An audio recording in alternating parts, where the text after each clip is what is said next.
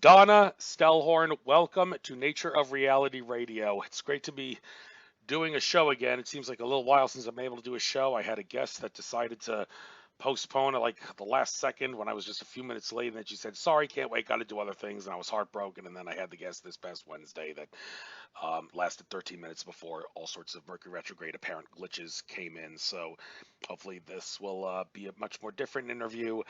We will be talking about Feng Shui, the Chinese astrology, and also, I guess, Western astrology too, to some degree, because I like to try to incorporate a little bit of everything. And if you're like me and you try to incorporate Chinese astrology, Western tropical astrology, and sidereal astrology all into one, and also numerology, you're bound to come across some contradictions here and there, and really confuse yourself. So maybe someone like you can help make sense out of all this stuff, because you seem to be good at covering multiple subjects, smudging, Mercury retrograde, and like I said, you have a Mercury retrograde website dedicated all to yourself. Maybe we might as well start with that as far as topics go. But before I give you the chance to tell your life story and then get into the subjects and topics, just a couple quick things for my listeners. I can't help but be very disappointed over the fact that nobody seems interested in giving me any money through Patreon to listen to my interviews before I upload them all to YouTube for the whole public to see, just because I force you to wait 2 to 3 weeks after I do an interview with someone to upload it to YouTube doesn't mean you don't have to pay me to get a nice opportunity to listen to it in advance before everyone else does. I mean, well, I can understand on one hand people are so stricken with money problems nowadays that people are willing to sacrifice that and willing to wait just to listen to my interviews. But the last thing I want this to come through is a show in which I do the first hour for everyone and then force people to pay me on Patreon just to listen to the second hour of these interviews for free. That I don't want it to come to that. So folks, if it's not too much trouble, please pay me a little money on Patreon so you'll have the chance to listen to my shows early, and you don't force me to have to make half of, or like 40% or 50% of these interviews pay-per-view only. I don't want to have to do that. Information is very important in this day and age. So with that being said, Donna Stellhorn, why don't you introduce yourself for those that haven't heard about you? You cover many different subjects, like I said. Why so many subjects? And how you make sense of all these subjects, and then we'll try to make sense of all these subjects as we talk about many different subjects on the fly here throughout this interview. So you got the floor. Please first introduce yourself. Well, thank you, Andrew. I really appreciate this opportunity. It's wonderful to meet you and to meet your audience. I'm Donna Stellhorn. I am a practical astrologer, which means that I want to impart very practical information, not so heady or esoteric. I do many things. Feng Shui, space clearing are a couple of those things. And mostly I do many things because I'm just interested in those things. And I really feel that if we have an interest in something, we have a talent for it. And so I follow the things that I'm interested in, which makes me a little bit niche, of course, but I think we all are in some ways. So I studied astrology in the 80s. I originally was a computer programmer, and that was just the time where astrological programs were starting to happen, which meant I didn't have to do a lot of math and logarithms. And so I got into astrology. I became a professional astrologer in the very early 90s and have been doing it ever since. And this was also the time where Feng Shui was starting to become known. There were a couple of books that came out in the late 80s. And so I was in Los Angeles and doing martial arts, and my teacher wanted to study. And so I went with him, and then he got bored and I stuck with it. And then I, moved to New Mexico, and I got to write a column for 8 years on Feng Shui for New Mexico Lights. And that led to me writing a book that was published in Europe. And I opened a store there, a metaphysical bookstore. So I had lots of ways to get information out. I taught classes out of that. And so it's just been growing since then. I just caught the wave of interest in Feng Shui, And I was very fortunate that I was really interested in it. And then it turned out that lots of people in the West were really interested in it. And so I guess that's in a nutshell. Is there anything else you want to know? Well, yes, all the subject matter is worth talking about. Now, you have a website, whenismercuryretrograde.com, which is obviously dedicated to Mercury retrograde. I'm looking at the tabs on the site, and you have a tab for astrology, Chinese astrology, Feng Shui, space clearing, and about Donna Stellhorn. Yet the website address is whenismercuryretrograde.com. Well, when is it? It's happening right now. We're actually in the last full day of it happening, and it's going to end on the tomorrow at, I don't know the exact time, but the thing about Mercury. Not quite, Andrew. It ends on the 27th. Well, that's isn't there like an after period they say, like when there is a shadow period that will follow in March, yes, but we're retrograde until February 27th. Why do the other astrology sources say that we're getting out of it tomorrow? I don't know. I'll have to research that. Okay, a little confused there. Why you're saying tomorrow? All the other ones are like numerologist 2021 cosmic calendar said it was tomorrow. So interesting. Maybe. Okay. But Mercury retrograde is a really fascinating phenomenon. Of course, we say it as Mercury turns and goes backwards, and this is apparent motion. This is how it appears to us. But Mercury retrograde is that thing that I think convinces people that astrology really does work, because it affects our daily life so much. And these days we are so overloaded with things to do. And so it's very difficult for us to have anything not work or just delay us. But one of the spiritual reasons for Mercury retrograde was a chance to go back and look at what you may have overlooked before. So think of it as you're driving your car through town, and at some point you say, wow, I went through that town so quickly. Let me turn the car around and go back through for a second look. And then, of course, at some point you want to then go on with your journey. And so you turn the car again and you go forward. And so with those 3 passes, you get the opportunity to look at what you missed on a very mundane level, because it's Mercury. And so Mercury rules both Gemini, which is communication, including our phones, and Virgo, which is our daily habits. So this is why we seem to have so many struggles during this time, because it interrupts the process of things. This is when you recognize that, oh, I should have gotten my car registered, and so you get to DMV, and of course the line stretches out, clear around the block, and you think you should have brought a book by Tolstoy or something because you're going to be there the rest of your life. But that's because everybody goes through this as a shared experience. Yes, and it's happens 3 or 4 times a year. And regarding when it happens in a sign, you see a horoscope for a sign, a given horoscope, Mercury in that sign, whatever house it may be, depending on what your sign is. You're looking at the horoscope for that, and then when Mercury goes retrograde, exactly how would you change the wording, if this is the best way I can phrase the question, change the wording on the horoscope? If Mercury is in your whatever X house, and then Mercury is suddenly going retrograde in that house, but the astrology horoscope that you're looking at doesn't really take into account retrogrades, it's just talking in general when the planet is in that sign, whatever house that may be pertinent to your sign, then how does the wording of that horoscope, would it change in general? Is there a general way that you change the wording to accommodate for the retrograde?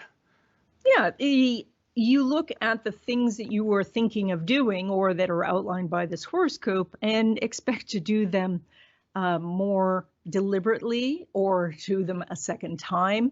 What I say with Mercury retrograde is it's wonderful for doing things a second time. So anything that you want to repeat, do during a retrograde. it's okay to take your vacation during Mercury retrograde because you'll get to go to that destination again. Now, Mercury retrograde could send your luggage to Baltimore, and that's not where you're vacationing. So that can be the issue with it. And so you just want to avoid things that you don't want to do twice. So I always say, you know, don't get a root canal during Mercury retrograde. You know, don't go to the DMV. Don't get a divorce during Mercury retrograde. Those sort of things you don't really want to repeat. Yes, I've had some experiences like a car battery dying when I should have had full power, among other things. And also, you said the thing about luggage. I remember when I was at the International Yoga Festival, which is actually being taken place online now in the present day because of the virus that shall not be named. There was a Mercury retrograde cycle at the end of that yoga festival when I was in India a few years ago for it, and that was also at the same time that India and Pakistan were engaging in some sort of a war, a mini war of sorts, and because of that, my flight got delayed, and also my luggage, I had to wait for it a couple days extra after I had arrived home. You can blame the war between India and Pakistan, or you can blame Mercury retrograde, or a combination of the two to some degree. But yes, it from experience, I know things do happen like that. And and some of those things, you know, you have to be able to, at some point in your life, differentiate between things that happen because you're part of the world and spiritual messages. So if, for example, you're in a situation where you're around a place that's going through a war, that's external circumstances, and the Mercury retrograde just exacerbates that. But for things like a dead battery when it shouldn't die, if that is something that happens repeatedly, such as it happened once before the retrograde, during the retrograde, and then maybe once later in the year, possibly on a future retrograde, now we are looking at our own personal energy, right? The battery of the car, the energy of the car died. And so we may be receiving a spiritual message to say, look, your energy is draining away, and perhaps you need to look at it from a health standpoint or a spiritual standpoint of seeing what is draining your energy. yes, and also another thing to say about Mercury retrograde, no big purchases, although I seem, from my experience anyway, I haven't made big purchases during retrograde, but I've noticed that there's been several Mercury retrogrades in which I've actually, during the retrograde cycle, I've gone on a mini spending spree where I've made small purchases, but many different small purchases in order to enhance my life for the better. And I even did this now with a couple Feng Shui things, like some ingots, and we'll talk about that later in the interview. But it's interesting that I mentioned the big spending thing because if you've been paying attention to what's been going on in the world ever since that whole GameStop thing with the stock market, there's been a lot of craze, people saying buy as much silver as you possibly can to make the Wall Street bankers go nuts and give them where it hurts by buying silver. And yes, a lot of people have been buying silver. There's a lot of things out of stock, and I did actually buy $600 worth of silver yesterday after I used my paycheck money to get a couple of my credit cards down to zero, and that's my strategy. When one of my credit cards get down to zero, that's when I can use it to buy gold and silver again. But some would say, what are you doing? It's Mercury retrograde. And I say, well, I don't give a damn. Everybody's saying buy silver because that'll put the bankers and give them what's coming to them. They say. So how do we and Andrew, purchasing a commodity like that is something you would probably want to repeat in the future, and certainly paying down interest or credit cards down to zero is something that you want to make a habit of. So doing that on the retrograde is excellent. Anything that you want to consciously repeat. So if you want to lose weight, start your diet on Mercury retrograde, because even if you fall off the wagon, the next retrograde, you'll feel a compulsion to get back on that diet. Or if you want to study a language or get more familiar with different platforms and technology, do those things on the retrograde, even though it's going to feel like you're slogging through and it's challenging because, you know, the computer doesn't work or the language app is not what you wanted. But because you started on the retrograde, you will continue. All right, we might as well switch gears now. Maybe we'll get back to this. It may come up in later in conversation, but I want to talk a bit about Feng Shui now. And it's funny that it seems like in this day and age, everybody in America is starting to hate the Chinese like the Americans hated the Russians during the Cold War.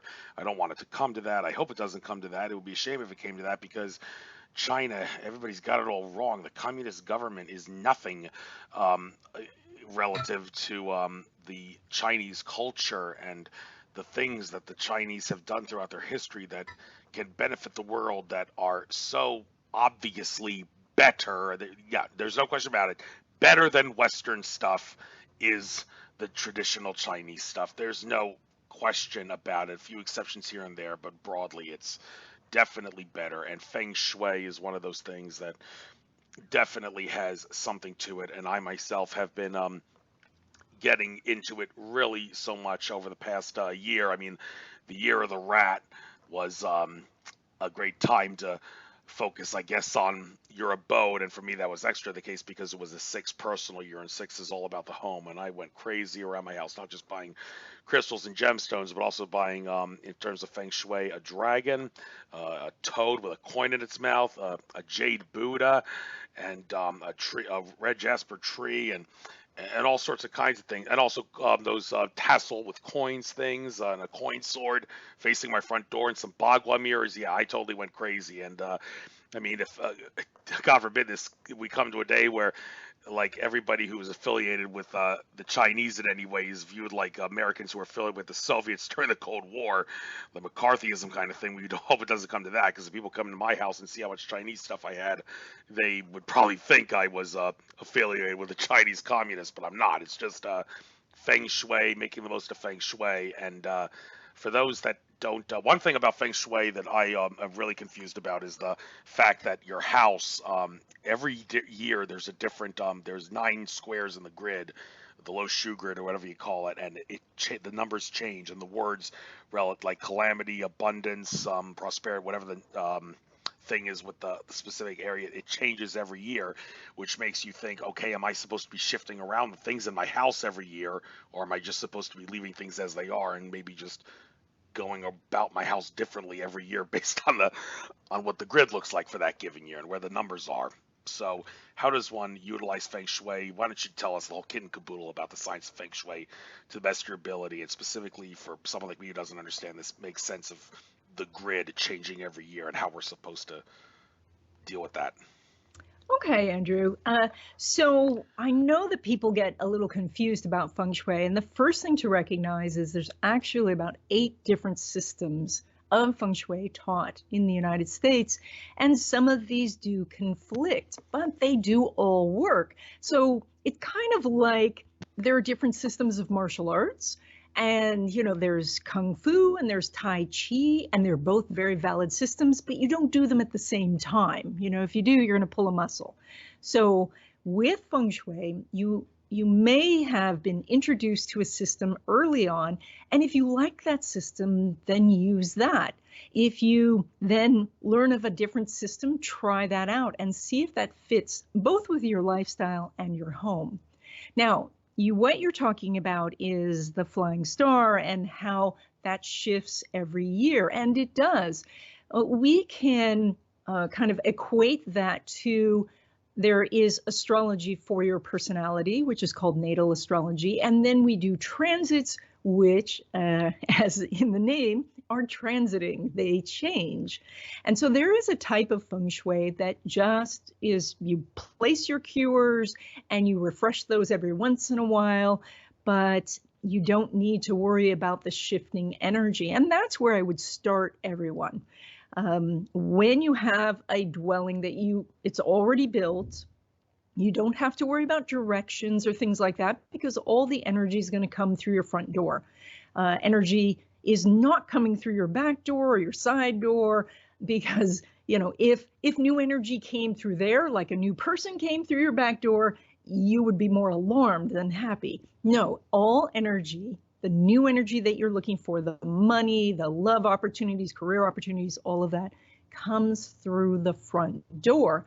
And so that's why we place our cures generally around the front door, so that when we open the door, we are reminded of what it is our goals are.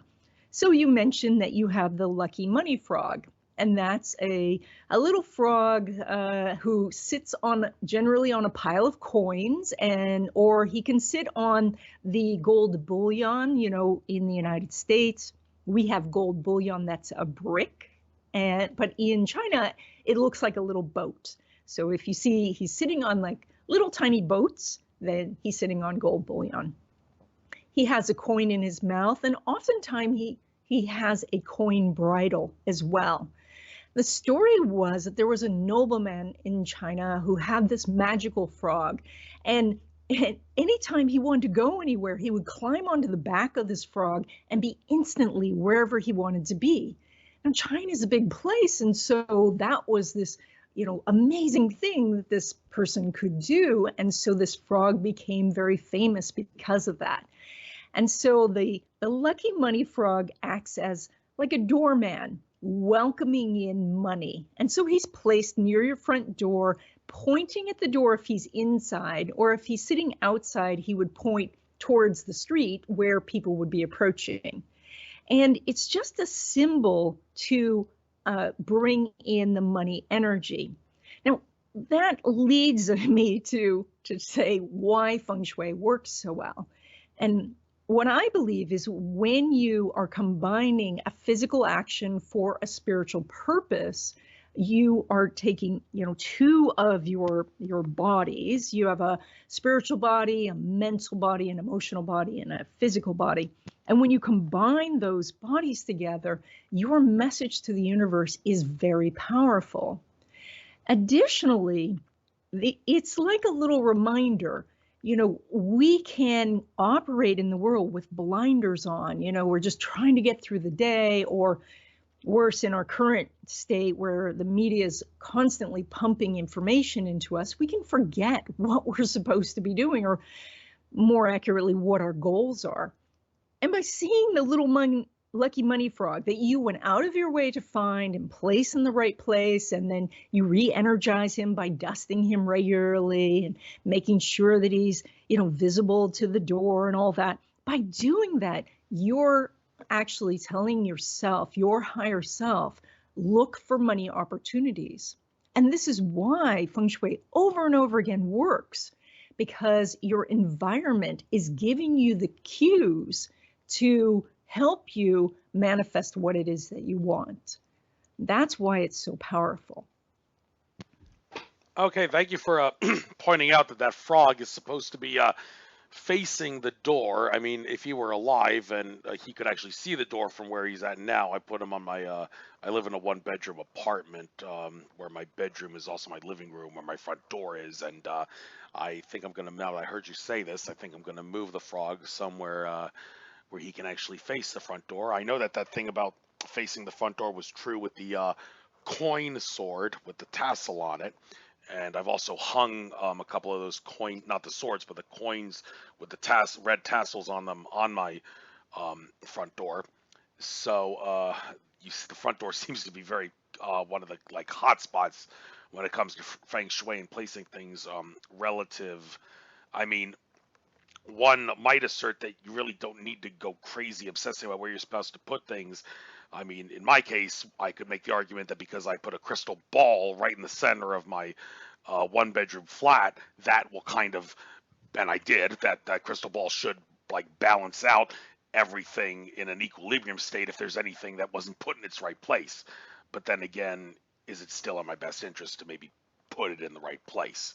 What do you have to say about this? It's a really interesting point. And so the first judge, if something is in the right place, is, if you are walking through your place and banging your head on the crystal ball, it's not in the right place. But we assume that it's hung high enough that it's not. Then is it becoming part of the landscape in the sense where you're not noticing it anymore? Now it's losing energy. When you got the frog, you really noticed it, you were like, I got it. And now you're making adjustments in its placement. And so now again, you're hyper aware of it. But as things lose energy, they become just part of, the background. And that's why we want to move it into the foreground again by shifting where it is. So, maybe the frog is on the right side of the door for a while, then we move it to the left side of the door. And that movement is enough to get us to remember, oh yes, I'm setting up this place to make it easier for me to connect with the opportunities that come in. It realigns our focus. So I think that sometimes people get overly concerned with placing something exactly. And while, if it's well placed, you're going to get results. That's true. If it's in the wrong place, you will get very slow results and things like that, but still something will come. I think, though, that it is in the movement and the constant awareness of, where are these cures and why did I put them there in the first place? Because that aligns you towards your goals. Thank you. So I'll make sure I move the frog. And another thing about Feng Shui that I read is you want to always keep your bathroom doors shut. I unfortunately can't because I'm in a one-bedroom apartment. That I have 3 rooms. There's basically the laundry room, 1 bathroom, and the living room / bedroom, which has the front door. I mean, I live in an area that's surrounded by trees. It's basically a nature lover's paradise, but it's a pain in the ass when it comes to the humidity. So much so that I had to put a an air filter and also a humidifier in my property, and I put the humidifier in the laundry room, which is probably the wettest room of them all in the property. And in order to be able for it to work on the whole property, I have to keep my bathroom and laundry room doors open for all the air to transfer. So does Feng Shui accommodate for people who can't follow Feng Shui principles if the reason you can't accommodate them is because like in my case, the location causes too much humidity, so I gotta change the procedure? Yes, actually, because, this is a very old art, but to survive, it's had to shift as building, the style of buildings and the materials and all of this have changed. So we went, of course, through a period where we had gigantic houses, and now there is a trend towards smaller houses, even smaller than where you live. And so, of course, then things are going to be closer together, and it would be better to have a dry bathroom than to follow the rules exactly. It's so interesting to me because one of the rules was that if you had more windows than doors, you would have rebellious children. Well, of course, in the United States, we love our windows, and we have many more windows than we have doors. We also are known for having rebellious children, and that's okay with us because we want independent children who get up and leave the house and go do things. So, but that's where we can take what is a traditional idea and say that's okay with us. It's all right that our children are going to be independent. Now, what I would say is if I walk into your place and I can see the commode, then my reaction is not going to be as positive because the commode is that receptacle for waste. Seeing the bathroom isn't so bad, but the commode itself, so you may there's so many different things you could do. You could do a standing screen or even a little half curtain or something like that, just to block that view. Also, you could give us something so beautiful to look at, a piece of art or something like that, that draws our eyes away from the commode. But that's just the one little rule, that we don't want to walk in and see the toilet. Yes, and I also remember from one of my visits to a spiritual center that I go to often, keep the toilet seat down. It's a Feng Shui thing, not just the seat, but also the lid. I want to keep the lid down as well. Feng Shui's gift to womankind, yes. Right. Now, as far as ingots go, I did order some gold ingots. I heard that in the year of the ox, they can come in very handy, according to the source I read from anyway.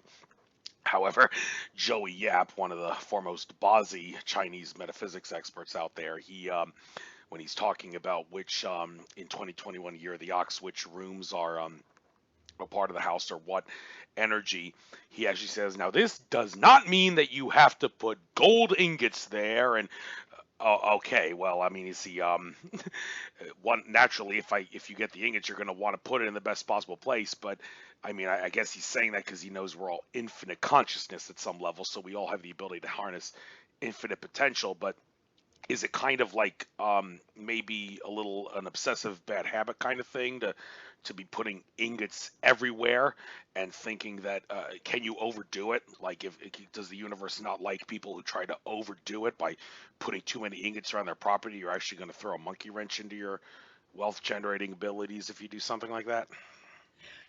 Well, first, I would say that the universe doesn't like or dislike anything. The universe is just a reflection of what we're sending out.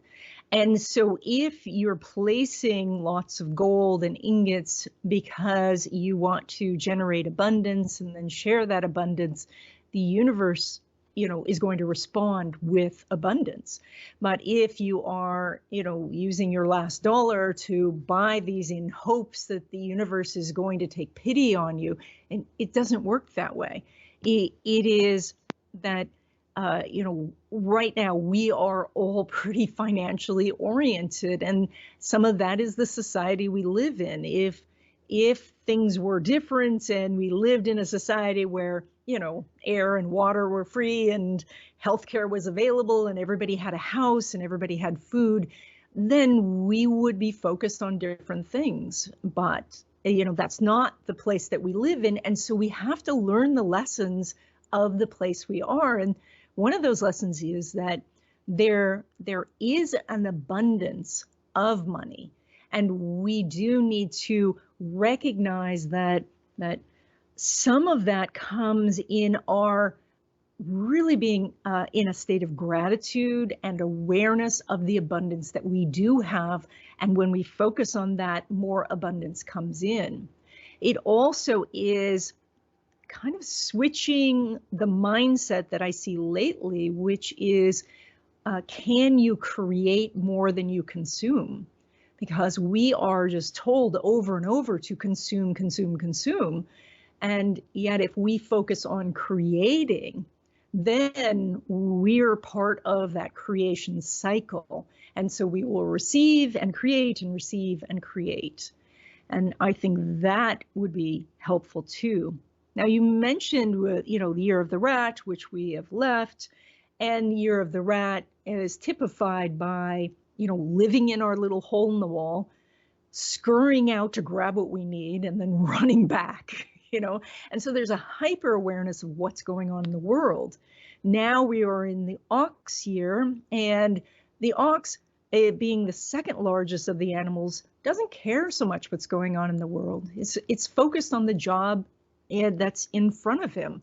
And so he straps on the yoke and he plows the field, and he knows how to do this. And this is why I call this the year of rebuilding.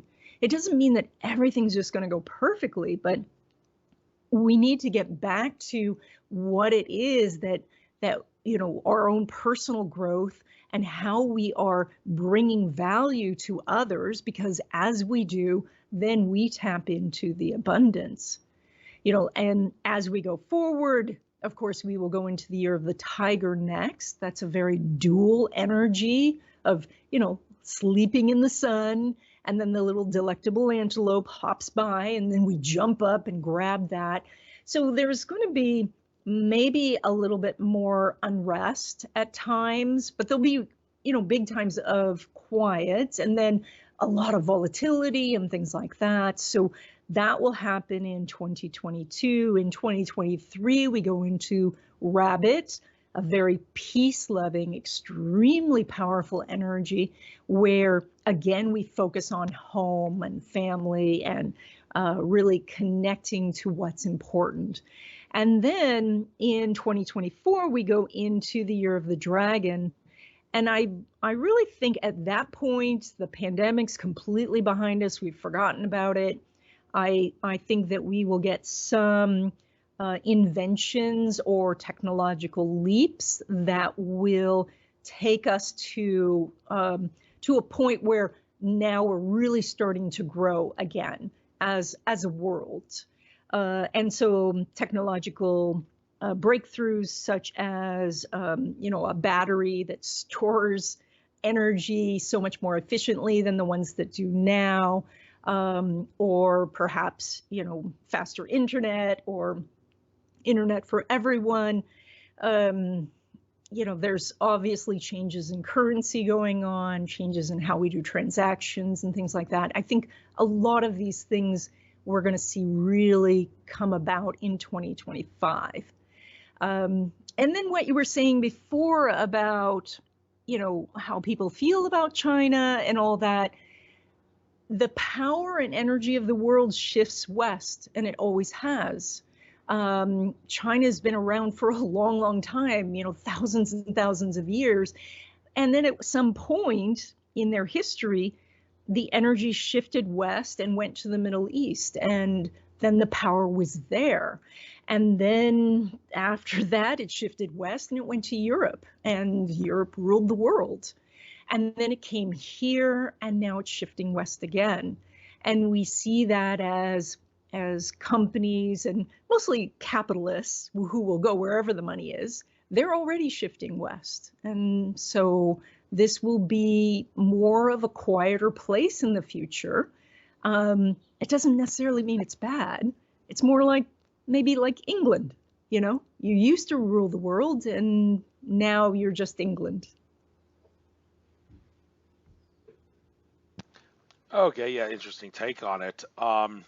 Now, we'll get into some of the things regarding the future upcoming years, I guess. Even though I said I want to make this for years to come, an interview people can research on. I do focus a lot on the upcoming future because there are some astrological things coming up, and I want to talk about how it factors into this. But before we do that, you said 2024 will be the year of the dragon. I did get a dragon figurine for my Feng Shui, but this was a figurine that I was having great difficulty with because first of all, I read on some source that if you're a tiger, and I am a tiger, a fire tiger specifically, born in 1986, it said if you're a tiger, the dragon Feng Shui figurine may not be good for you. But then I kind of changed my mind on that when I saw another article saying that Chinese zodiac and Western equivalent sign, and it just like the tiger's Western equivalent is the Aries, but the dragon's Western, the tiger's Western equivalent is the Aquarius. The dragon's Western equivalent is the Aries, and I'm an Aries in Western astrology, so I decided, okay, I guess maybe that's the missing link that I needed to hear in order for me to say that it's okay to put a dragon in my property. But do you know anything about this idea that certain things are not good for certain signs? And is that really a healthy way of looking at it? Or would it be in a sign's best interest to get the thing that's not healthy for it in order to learn to accommodate with it? Because one could make the argument the best way to live life on planet Earth, you want to be able to learn to like things that you generally don't resonate with. If you can do that, that's a great discipline. So how do you make sense of it? Well, I think it's perfectly okay for you to have a dragon in the house, but I think that if you're drawn to the dragon, it is for the purpose of it, which may be that you occasionally do like some conflict, that you are not looking for total peacefulness. You're looking for a discussion, new ideas that come in and that challenge you, and you're willing to challenge them back. And if you said, I want the dragon because I want peace, well, it's not going to necessarily bring that, but it will bring you some really innovative, exciting things that you could work with. Now, something else you said, and here's where I'm going to differ from 99% of the Chinese astrologers out there. The thing about the equivalent sign. That's right. Yes. I said the tiger is the Aquarius and the dragon is the Aries, and people can research the rest if they want to. But that's what I disagree with this. I think it's wrong. The reason that people say that is because they're trying to equate time with and merge Western astrology timing with Eastern astrology timing. And it doesn't work. I think that if we compared personalities, then what we have is Rat is most like Aries because it's the fastest. It's going to go and find the opportunity. It's going to take action. And this would make Ox Taurus. And so that fits perfectly well because Ox wants to do the job until it's done. Tiger, which is you, becomes Gemini, the radio host, the person who, wants to communicate, wants to meet new people and connect. This makes peace-loving Rabbit Cancer, and Dragon becomes Leo. And at that point, I'm certain this is the way it should be. So because these two systems emerge independently, we can't have them completely mesh. Again, like the Kung Fu and Tai Chi, there's going to be differences. So, but if you know some Western astrology, if you use this system to say that Aries is like rats, which would make monkey like Sagittarius, which would make dog like Aquarius, you're going to find that you are right on every time. Yeah, it's a bit of a conflict too. I mean, my father and we didn't really get along very well growing up. He's a monkey and I'm a tiger, and they don't resonate. However, in Western astrology, he's a Sagittarius and I'm an Aries, and I heard that those two signs should be compatible. So, which raises the question, okay, how am I supposed to utilize the compatibility of Aries and Sagittarius to throw a monkey wrench, no pun intended, into the monkey tiger disarray that is normal? That's what I want to do, if that's the best way of doing it. Throw a monkey wrench into the problem by using the thing that's not supposed to be a problem. Do you have any advice for people on how to do these kinds of things? We can't judge entire compatibility just on sun signs because you have a whole chart. 10 planets or 8 planets and 2 luminaries. And so there is so much more. And even in Chinese astrology, there are 4 pillars, which means you actually have 4 animal signs, 4 elements. And that's based on year you were born, month you were born, day you were born, and time you were born. And so the compatibility between you and your dad, it has many other factors. I would certainly point to the moon sign in a person's chart because moon is what you need. And if your father's chart is not well lined up with your moon, you're not going to get what you need. And so, and of course, yes, tigers and monkeys don't get along. The tiger is waiting for the monkey to come down on the tree because then the tiger can show him what's up. And the monkey's just, up in the tree throwing poop at you. So that's a drag. I also heard monkeys often like to jump on tigers' backs and drive them crazy, hopping around on them. I don't know if that ever happens in the jungles of India, but just thought interesting thing to point out. Oh yes, I also got a tiger tattoo this past summer on my left bicep. It seems like the left arm or the left hand is the one, according to my astrologyanswers.com. That's my horoscope site of choice. Whenever they say whatever crystal of the day they recommend for your sign, they always say hold it in your left hand. And I'm thinking, okay, well, even if you're left-handed, it should still be your left hand. If that's the case, the left hand is the magic hand regardless. Then I would think the tattoo, if I want to harness the energies of the tiger by getting a tattoo of the tiger on me, it's supposed to go on my left arm. Is this anyone else who wants to get their Chinese zodiac sign tattooed on them? Is the left side of the body the way to go, or does it really not matter to you? Well, your left side understands how to receive and is learning how to give. And the right side knows how to give and is learning how to receive. So if your dominant hand is right-handed, you know how to give, but you're learning how to receive. And so if you placed a tattoo there, you would be emphasizing that side, that idea of I'm learning how to receive. If you're left-handed, you know how to receive, you're learning how to give. And so by placing it on the left, then you are learning how to give. So, because that's where the emphasis is. And so it doesn't matter. I mean, well, of course, if you are left-handed, you already know how to receive. And which I think is so interesting that such a predominant amount of people are right-handed. Still to this day, even though they stopped drowning us left-handed people at birth, there's still so many of you right-handed people. Yeah, well, apparently astrologyanswers.com, it doesn't actually, I've never seen anything that says carry the crystal in your right hand if you're left-handed. They always say in the left hand. So, but you're saying you actually should switch it if you're a left-handed person? No, they're saying for the left hand because that side of you is more able to receive. But if that's your non-dominant hand, you need lessons in receiving.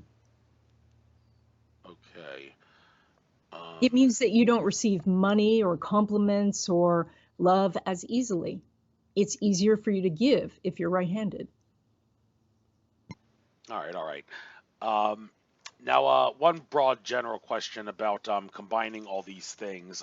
I do make things complicated for myself, I will admit. I look at the Chinese horoscope, the Western astrology horoscope, the sidereal astrology horoscope, which goes by the fixed location of the stars, and in sidereal astrology, I am a Pisces. And I also even look at the numerology horoscope. Some people would say, dude, you're really, really screwing yourself like this. Why do you have to make it so complicated? Well, I don't see it being as complicated. I'm trying to be artistic with it, and it kind of stands to reason that when you're using so many different horoscopes, you're bound to run into a contradiction every so often.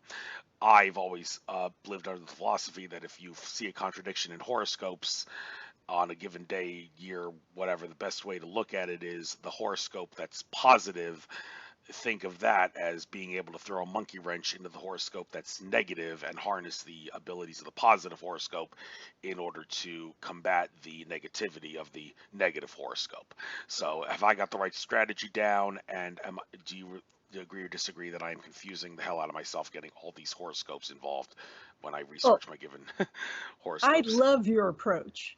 Your approach is very tiger, but I love your approach because you are understanding that while astrology is this amazing system, it's us humans who are writing these horoscopes. I write horoscopes, weekly horoscopes in Western and Chinese astrology for astrology.com. I write for horoscope.com and sunsigns.com. And so, but I'm a very practical astrologer. I'm going to be very focused on business and finance and things like that. And every once in a while I remember, oh wait, people want to fall in love too. And so then I'll write something on that, but it's not the main thing I talk about.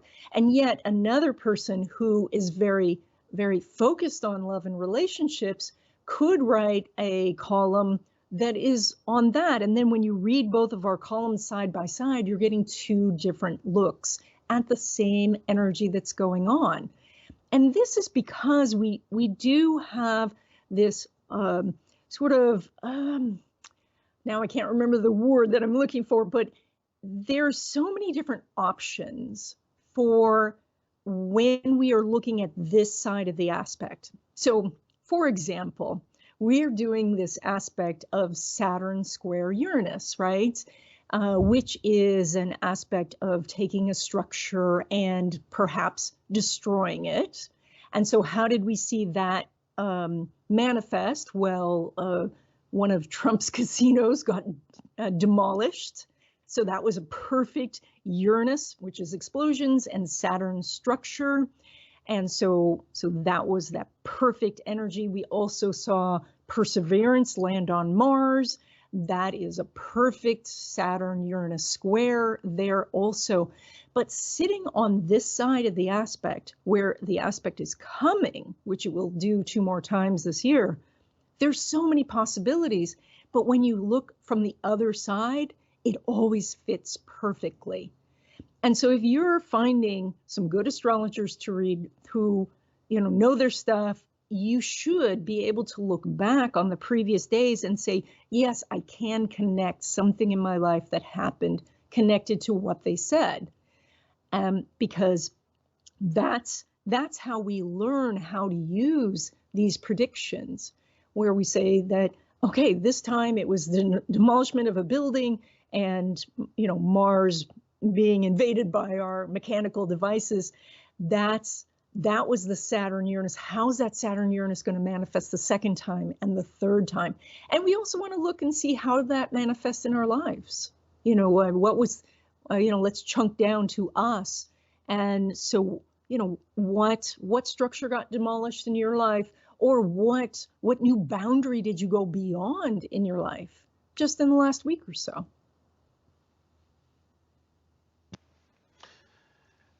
All right, I don't want to get into what I've been through in the last week or so. This isn't about my life or anything. This is about general understanding for everybody, and I think we'll switch gears now.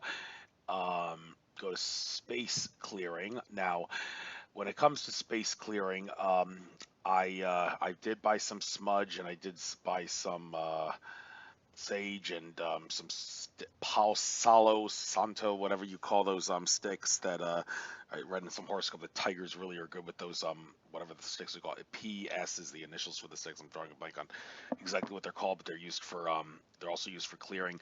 And also I've come to the realization, I think, that secondhand smoke, all this stuff about secondhand smoke being harmful for us, well, it is, but in general, in many ways, that's actually there's a conspiracy behind that. The thing about secondhand smoke being dangerous is actually to cover up the fact that secondhand smoke, for all intents and purposes, tobacco secondhand smoke, is just as good as incense at cleaning out areas with negativity. I've been to some conferences with Native Americans talk all about how tobacco is a good sacred plant for clearing out negativity, and I'm thinking, is this really why all the problems with secondhand smoke are brought up? Are they exaggerated? And look at China.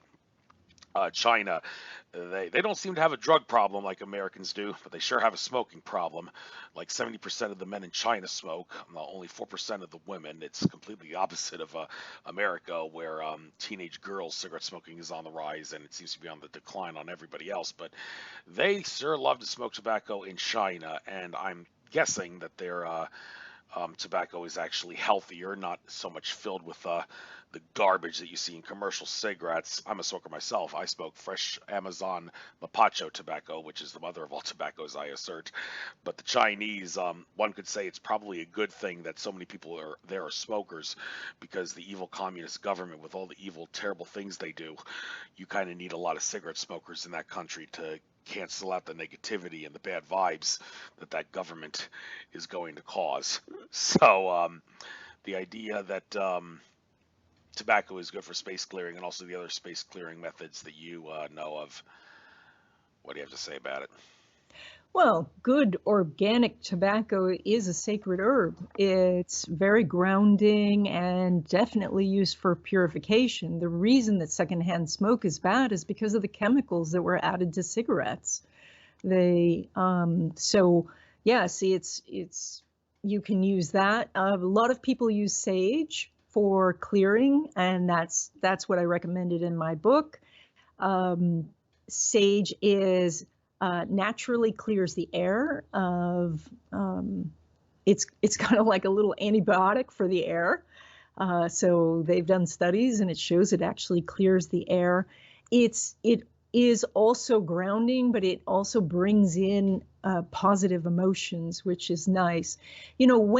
When we, especially when we're out in the world, we can bring in a lot of frustrations from the traffic or from the job. Currently now, most of us are working out of the home, so therefore we can get, a little stressed or feel closed in.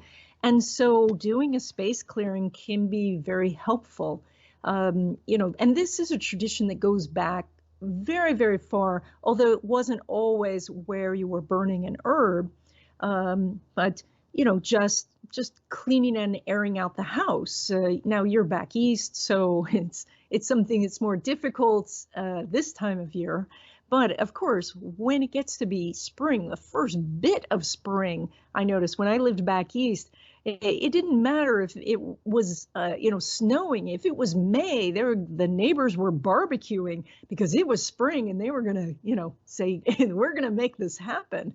So I think it's very important to do a clearing. Now, some people don't like necessarily burning herbs. Maybe they are sensitive to smoke or they're afraid of fire. And so there are some smudge sprays that you can use, which are usually a mixture of some sage oil and maybe an alcohol to help it evaporate. Or you can make your own by just making a sage tea and putting that in a spray bottle and spritzing it around the house. You can also do sea salt and water, or you can do a holy water, a water that's been blessed by someone of a spiritual capacity. So you smoking this very pure tobacco, you are actually clearing and grounding your place pretty much every time you do it. Yeah, and I'm actually lit one up right now when you started talking. So I don't inhale into my lungs, by the way, and I do encourage tobacco smokers to quit cigarettes and switch to pipes and cigars, because inhaling into your lungs, that's the quickest way to get addicted, because it's an instant rush right to the brain. Basically the same principle behind why crack cocaine is more addictive than snorting cocaine, because you're inhaling it into your lungs. It does make a difference. If you just drag the smoke into your mouth and let the nicotine and the other chemicals seep in through the mouth lining and slowly, gradually get into the blood-brain barrier, it's not as you don't find yourself craving it as much when it leaves your system as you are when you're a cigarette smoker, when it's an instant rush. So do you have any idea what it exactly is it about the Chinese and how they got so into tobacco? It doesn't even grow in that part of the world. It's native to the Western Hemisphere. Hacho, where I get, is strictly the Southern Hemisphere in South America and the Amazon. But tobacco, there actually, Australia may have a couple species, but in general, it's really just a Western Hemisphere thing. How did the Chinese of all people get into what is it about tobacco that's so good with their culture and so ingrained with their culture? Any ideas? Well, I don't know specifically because I haven't done a study on this, but what I would say is that, the culture there got arrested a bit when during the Cultural Revolution. And so I don't see it being any different than we were in the 80s or 70s. So, technologically, of course, they're at where we are, but maybe socially for things like this, I think that there is an increase of tobacco use, but also just consuming soda pops and things like that. And then once social media is allowed there in full force, I think that will be the next addiction, just like it is here.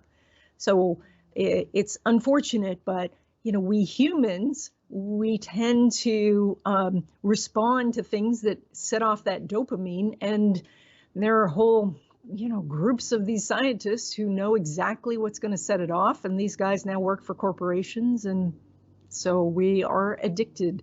Everybody's addicted to something. I can assert I'm not addicted to tobacco. I don't even smoke it during the day when I'm working. It's only when the sun goes down when I smoke it. So I can control my craving. Then again, like I said, I don't inhale, and I do encourage people to switch to non-inhalable forms of tobacco. Pipes and cigars are the way to go. But anyhow, let's get back to what we're supposed to be talking about here. Stuff dealing with astrology, Feng Shui, space clearing, and whatnot. Now, I guess we might as well. A lot of people, of course, are going to be hearing this now more so than in the future. So by all means, let's talk a little bit about present-day astrology in the Chinese system. First of all, the year of the rat that we just exited was a fresh start in the sense that the rat is the first sign of the Chinese zodiac. So if that's the case, which it is, then you would could make the argument that 2020 was a fresh start, and my God, what the world went through is kind of the thing that what you would need to go through if you want to have a fresh start.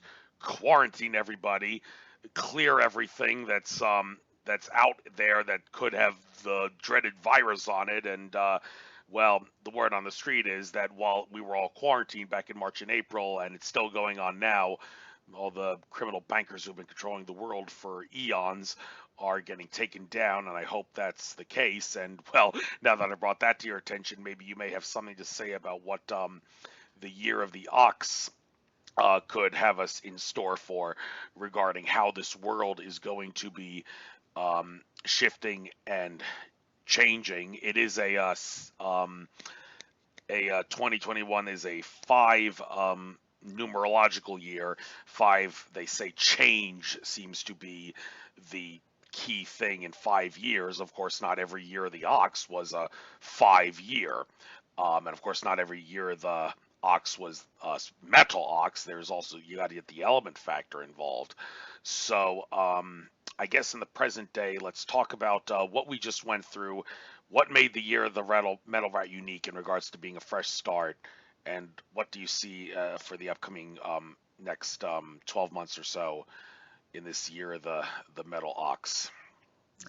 Well, the metal rat year, of course, metal rat only happens once every 60 years. So if we just look at rat, we also had a rat year in 2008, which we all remember was also a big start where, you know, the stock market went crazy and companies went under and things like that. That maybe didn't affect people as universally, well, certainly didn't affect people as universally as this one did. So not all rat years do this, but there's going to be something that creates a change. And this one, of course, when we combine with some of the Western astrology aspects, especially the Pluto conjunct Jupiter, which we experienced in our previous lives in 1918 for that pandemic, that combination was, you know, that's why all of this converged. So now we are in Ox, and so if we think back to 2009, where you know, maybe there wasn't any yet real recovery, but people were starting to try to rebuild, and now we are in that rebuilding again.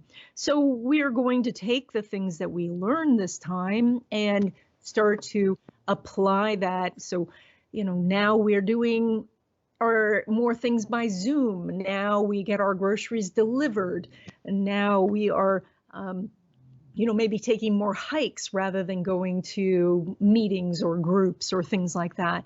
But just like in 1918, in a few years, this won't be around anymore for any number of reasons. Oh, and we will have incorporated the things that did work, that are beneficial.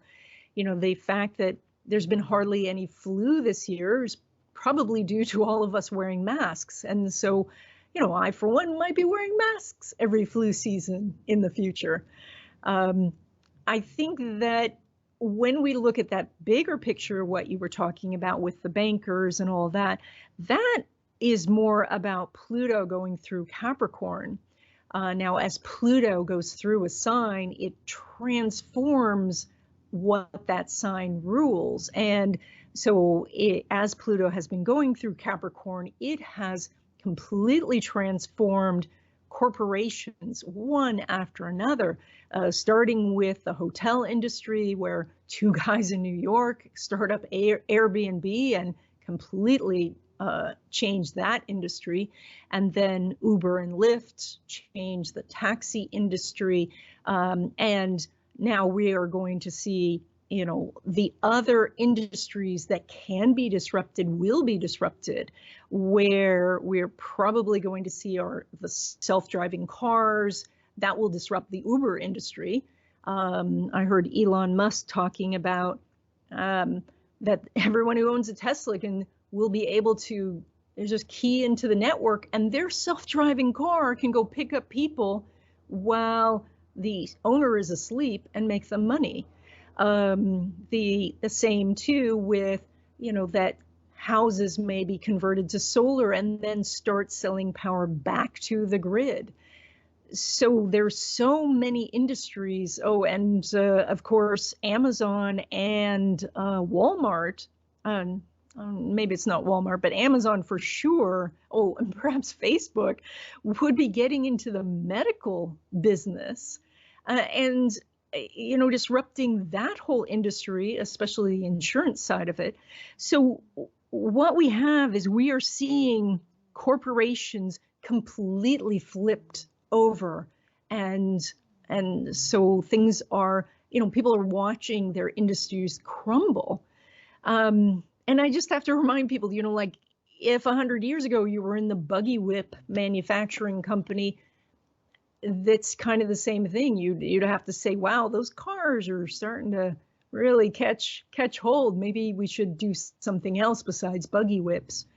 But then Pluto will go into Aquarius, and that, it's hard to predict because there are so many things with technology that could be turned on its head, including merging people more with technology. Again, we hear this from Elon Musk, where he is working on ways to just download information straight into his brain. And so that would be a logical assumption. Not to mention, that pacemakers could be something that you might install yourself, or that, you have a little chip in your hand so you can unlock your front door and things like that. Yeah, the change in how the world has, we need to accommodate with the world, certainly took a toll on me. I did order a lot from Amazon, all the crystals and Feng Shui stuff, and I was taking Tai Chi and also yoga and Aikido outside my house. And, well, they were on lockdown for a little bit. They canceled that. Now they're trying to do it back again, but it's online. And, well, I don't know. Those things to me, you kind of got to be at the event to really get the energies. I mean, it could be done online, but it's just not the same as when you're there. And I'm hoping when the year of the tiger begins, my sign, the tiger, next it'll be next January, the end of next January, I plan to get back into yoga, Tai Chi, and Aikido. But this year it's going to be more about studying, research, and working with magic spells and whatnot for me. So, but as far as what's going to be going on in the future, there's some hot spot things that I want to point out, and maybe you could tie this, how you see this into the horoscope forecast. Big events for humanity coming in the future. 2022, I remember Indigo Child Mateste Stefano pointing out something about how the energy grid around the Earth is going to rewire and harmonize in a way that's basically, for all intents and purposes, going to allow the human race to get along with each other better than we otherwise would if it didn't harmonize in the way that it's going to. Maybe it's going to be like the hippies getting along in the 60s, kind of, but of course we're not going to be all smoking pot and being couch potatoes and all. We're going to actually be a little more serious about changing the world, and that, he says, that's happening in 2022, next year, in the year of the tiger. And Pluto and Capricorn, you mentioned that destruction of everything, non-humanity's best interest. That's going to be ending in 2024, year of the dragon. And also, what's really the thing in 2024 that I've been really eyeing is that eclipse that's supposed to crisscross America on April 8th, the day after my 38th birthday, April 8th, 2024. I'm going to be in Carbondale, Illinois that day, which is the crisscross point of that eclipse and the one that happened in August 2017. And I can only imagine the gods are going to make it clear skies that day, unlike 2017 in Charleston, where it was cloudy and that was ruined. But anyhow, point is, this energy grid in 2022, allowing humanity to get along better, and 2024, that eclipse crisscrossing America around the same time as the end of the Pluto Capricorn cycle. That the eclipse is actually supposed to signify the end of the American Revolution of the 21st century, which some people say America's in a civil war now of sorts, but it's going to morph, they say, into more of a second American Revolution over the next couple of years, and it's going to end around that eclipse in 2024, year of the dragon. Do you have anything to comment on all this stuff? Well, I hope all of that, because that's a really great timeline. That's very soon in the future. What I would say is that in this age of technology, we have more opportunities than we ever have. And yes, it it can feel daunting or painful because we can see so clearly what's happening to our neighbors and people around the world and things like that. And one of the things in the year of the ox is that we bring our attention back to at least the neighborhood, to ourselves, to what the task is at hand.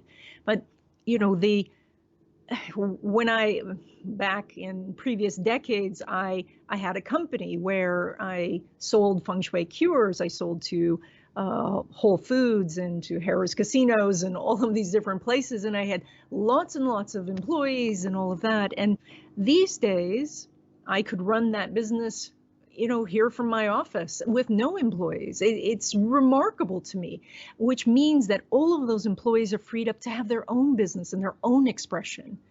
Now, what you had said initially when we started the broadcast, the struggles that you're experiencing, trying to get people to support what you're doing, which, you're doing important work and it deserves support. But it is, you know, we are one voice or a couple of voices in this sea of voices, and that we do have to be aware of, that we have to find our 1,000 true fans. We have to find our niche. And so I think that the way to move through all of this is to really do what it is that you came to this earth to do. Mine is this odd combination of astrology and space clearing and feng shui, and you have these interests that range from martial arts to science to metaphysics. And as you focus on that, you find the people who will support that. And then together the whole world grows and gets better. Yes, and I mean, I basically think it's best don't obsess too much about what you want to do. Just go with the flows and all. And um, I mean, the idea of going back to yoga, tai chi, and aikido. I mean, I'd love to be taking them now, but for some part of me is just saying wait until the year of the tiger begins, because you got so much other things you need to work on and ground and focus on yourself before you can really get into that year that's coming up for you. And with that being said, I read in some source that years, when your year is in the Chinese zodiac comes around, a lot of people think this is great, it's my year, but actually, more often than not, the year, your year, the animal year, it turns out to be more of a hardship than a blessing. I mean, the hardest hardship is going to be the opposite sign. Like in my case, the tigers is the monkey, and I remember 2016, which was a monkey year, very one of the hardest years I've had in the past 12 years. Like maybe what would be the third or the fourth hardest would actually, would think may actually be my tiger year, if what that source says is true, that your animal year, in order to make you grow more as a person, will actually be more of a hardship and a hassle year than a happiness and joyous year. So do you agree or disagree with that that It's view? the it is true for some signs. So the first year of your 12-year cycle is a year where you have to do new things.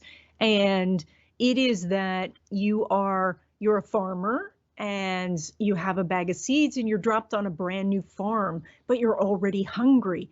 And so you have to, plow and plant the seeds and all of that. So if you're one of the animals that likes to do new things, as tigers do, you don't have as much trouble when it's your year. That said, ox, while you do know how to plant and plow and do all of those things, ox natives don't necessarily like doing new things. And so that's where it gets to be challenging. I think actually, dear tiger native, your challenging year is this year, because you cannot do the new things. You have to finish the old things. You have to continue with things that you already see that you're bored with or that are not producing the results, because this is like the last year of winter. If you went and planted now, it's not going to grow. It's too cold outside. It would be like you planting, going out and planting lettuce in your garden now. It would be foolish. So you have to wait the year. And this year, it's all about the planning. You build your websites or you do your soft launches. That's the most you can do. Your big launch is next year. And that's when you're going to make the connections. That's when the people flow in. That's when you get noticed. Well, I hope that turns out to be ominous, an ominous blessing for this program. Doing all these 2-hour shows since 2013, a lot of information, but not much of an audience to show, because humans have lousy attention spans. Hopefully that will change in due time. I hope it does. Now let's switch gears for a moment. Space clearing. Now, I mentioned all the things that can be used for space clearing that I use, and you talked about the things that you can think of. Well, there is a guy who I also have as a secret weapon of sorts when it comes to space clearing.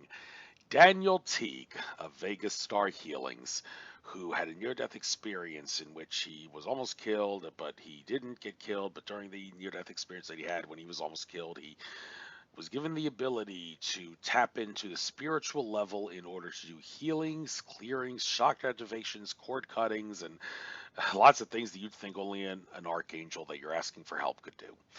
Well, I see no reason to think he's a fraud. I have utilized his abilities for myself, for my chakra activations, for myself, and my property clearings. He claims to have the ability to detect the negative energies, which he assigns a number to. The average thing is like 50 or 60 for like a dwelling. He says 90 is danger zone. He said the White House has like 8,000, no shock there. And he said Devil's Tower in Wyoming has about 11,000 negative energies, the highest he's detected of anything on planet Earth, I think, for whatever the reason, Devil's Tower is. But the one thing about Daniel Teague that some people find controversial is the fact that if you ask him to do a healing or a clearing on someone and pay him to do it, he can do it.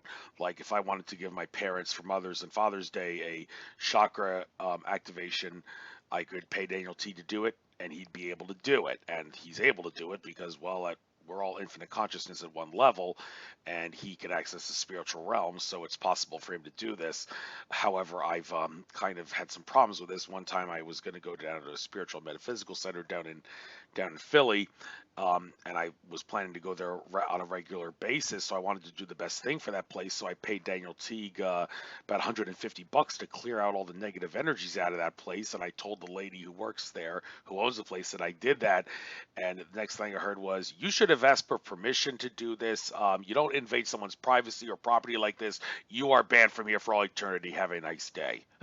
That's what I get for paying Daniel Teague $150 to do the best possible thing at the spiritual level for your property. Give me a break. Well, some people think he because he has the ability to invade privacy with his ability to do healings doesn't make it okay to invade privacy, even if he has a good cause behind it. They think he's crossing boundaries, but I have used his abilities to do space clearings, clearing out the negativity of people, relatives, and also people I want to give a gift to for whatever the reason.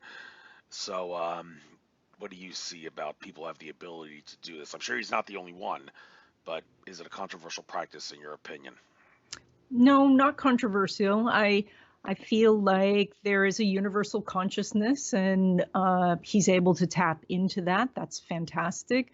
I do many remote clearings myself where I am, on one end of the phone, they're on the other. I'm having them stop at certain places as they're doing the smudge and saying there's some difficulty in the spot. And invariably they say, "Oh, that's the picture of my ex-husband," or, "That's where I just fought with my teenager." So it's actually, this energy is accessible. And, I think that when it comes to, somebody who says, no, I don't want this, that's their right too. So if you send somebody a gift and they say, I don't want it, you say, okay. And then that gift goes on to someone else. So In general, it's been positive to hear people that I'm willing to pay a little on my credit cards just to do this for people. Um, so, well, if you know someone like Daniel T who has the abilities, I think people in this day and age, it shouldn't be shy and shouldn't be find it offensive if they pay them to do clearings like that. But as far as all right, what else can we talk about here? Okay, lucky house numbers. That's one thing I'm seeing here on your Feng Shui website. Uh, is this what I think it is? Is this talking about the grid, the like the Loshu grid or something, or is it the 9 square grid with the thing that changes every year? Is that what that is? no, this is not. This is that your house number actually gives us an idea of the energy you will experience in the house. And that is the house number of a house is like the name of the house. So it's basic numerology. And so if you're in an apartment situation, it would be the apartment number. That's usually what's on your door. Is this the address we're talking about here? Mhm, The yes. Oh, okay, okay. Yeah. The address. Uh, You're in an apartment situation, right? And so you 2230 is the address number. So that's and what's the 7. apartment number? We don't really have one. It's just the garage apartment. But whenever I to put something to be mailed here, I just say 2230 and then the street name and the city name and the zip code. I don't actually say the apartment number. It's just they just so it was never designated as a. It's So basically a then garage apartment actually. So So one then bedroom. you're going to experience the 2230, which the 2 energy is about connecting to others. The 3 is about pulling people together to create. And then you have that egg of potentiality in the 0. And when we add it together, we get the 7 energy, which means you're a teacher, somebody who's putting out information. You're strongly opinionated about things, but you're also learning and growing. And this number is not so conducive to making money, which you have experienced. So is this a place you plan to stay? Until I find my dream girl, I guess. So, yeah, it probably will be for a little while. Well, Um, this is a good number for relationships. So especially if you're looking for somebody who you want to be involved with on both a physical and intellectual level. So, to connect, through, writing or teaching or talking or things like that, this number is very good for. Now, the things that I would recommend then is that you have to do what you've already started to do. You need the feng shui to bring you the money opportunities, because this number is causing you to find intellectual opportunities. It's causing you to find interesting people to communicate with, but not necessarily the cash. And so we use the feng shui to balance out the energy. okay, and there's other feng shui things regarding money. Are those coins with the tassels attached to them? There's the one that I have that's facing the front door that's shaped like a sword with a red tassel on the handle part, and the 2 coin. There's like 3 coins attached to a tassel that I have hanging on my front door. Um, so these coins, like deep, one could make the argument that if you want the world to be done with money, and I'm sure that we all do at some degree, and it may be a couple decades down the road, but maybe you shouldn't put, if you really want to be done with money, then it's not healthy to put a money thing like a coin tassel or a sword tassel, coin sword tassel thing facing the door in your property. But then again, I'm gonna make the argument, well, we live in a world with money, so you might as well work with what you got. put those in your Correct. property. Okay, you agree Again, with that I'm a one. practical astrologer, and we live in a world where money is a lesson. I mean, that's one of the lessons on this planet. And so, if you're a soul that has incarnated here, you probably need to work with this energy, unless you're, born in some Aboriginal culture where there is no money. But you're born in the United States, and so money is an integral part. The coin sword is specifically to find business opportunities, and it sounds like you have it placed properly. It should be pointed towards the door. The coin string is that reminder that like attracts like, and so every time you touch your door handle, the thought is, where are the money opportunities? And specifically for most of us, we need to connect with other people. That's part of our soul's growth, and so we can do that through different forms of business. And so that gives us the motivation to get out of the house and connect to people. And that can be virtually as well. And so things like coin strings, or I tell people you can place stacks of coins on your windowsill. Just again, as you're coming home, you might see the coins through the window, and just that reminder, oh, I don't need to, go through my Netflix queue. Maybe I can work on my novel. Maybe I can call up this person and see if we can do a business together. And yes, for some, this is going to be too much thoughts about money. But I will say that if you're in a financial place where you don't feel comfortable, then all your thoughts about money anyway. So why don't we turn them positive? If you are financially comfortable and you can think about other things, then maybe you would want a balance of the cures, like your dragon, which actually aids in health and well-being.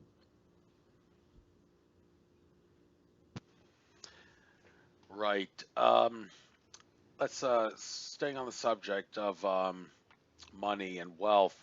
The Chinese seem to be very big on gold, and the ingots, even if they're called gold ingots, but they're not really made of gold, but they're colored gold.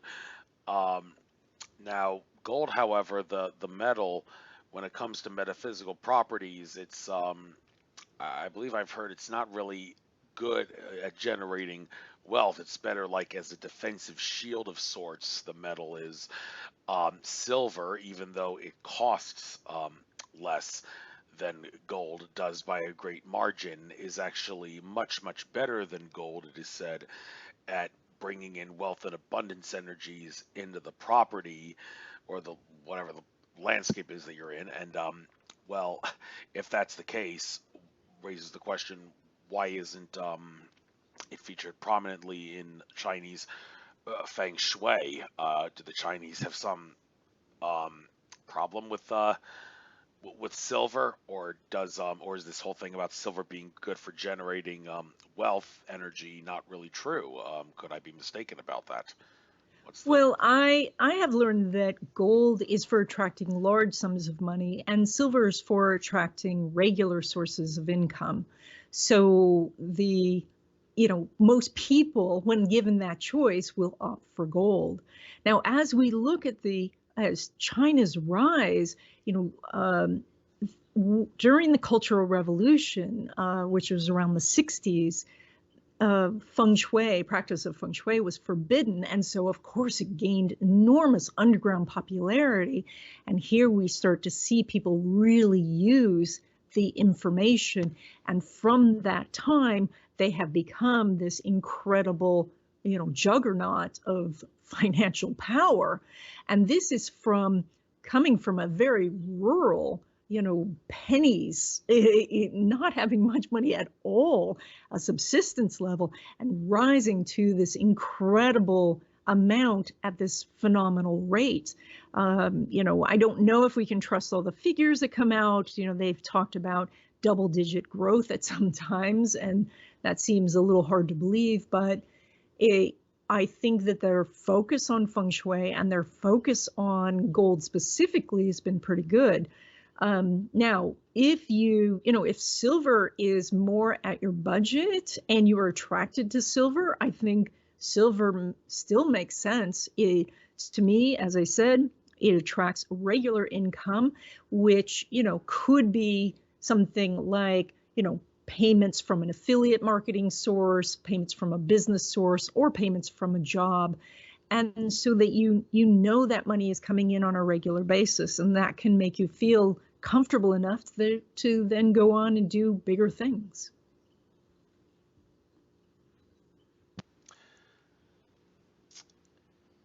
Right. And there is the word on the street that the reason, number one reason why Donald, well, I shouldn't say his name because I'm probably going to get shadow banned even more, but Mr. DT is not president for a second term. It was all about the gold. He did actually want to instill a gold standard in the second term of his presidency, which is one reason why he took down pictures of George Bush and Bill Clinton in the White House and put up a picture of William McKinley, who got us on the gold standard way back 100 years, over 100 years ago at the turn of the 19th and the 20th century, and may have gotten assassinated by a mind-controlled patsy who was under the control of the bankers because of that, because his opponent was all about silver. They say The Wizard of Oz was actually a movie that was based on the election of 1896 between McKinley and William Jennings Bryan, I think, who was a silver nut, and the bankers were more in line with the silver nuts rather than the gold standard in those days.